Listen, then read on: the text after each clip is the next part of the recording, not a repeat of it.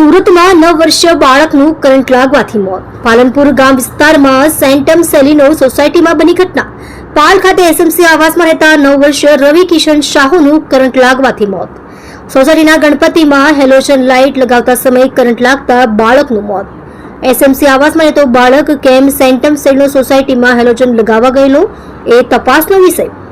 SMC આવાસમાં રહેતો 9 વર્ષનો બાળક હાઈફાઈ સોસાયટીમાં કેવી રીતે પહોંચ્યો? સમગ્ર મામલે શું છે હકીકત? योग्य पुलिस तपास बाद થશે खुलासो। आपका नाम? लक्ष्मण शाह। सूरत में कौन सी जगह पे रहने का आपका? अपना का नाम क्या है? सटम सलेनो, प्लेट नंबर 102। ये क्या कब कितने बजे कल घटना बनी? तो कल 7:30 पौने 8 बजे के बीच में क्या हुआ। घटना बनी थी? अरे कुछ डेकोरेशन का, जैसे गणेश जी का अपना मंडप बनाए थे, उसमें जैसे डेकोरेशन का हाइलोजन वगैरह लगा था, लाइटिंग के हुआ था। आरती का टाइम जैसे वो बच्चा सोचा कि अपना, बच्चे का नाम पूरा क्या है? रवि किशन।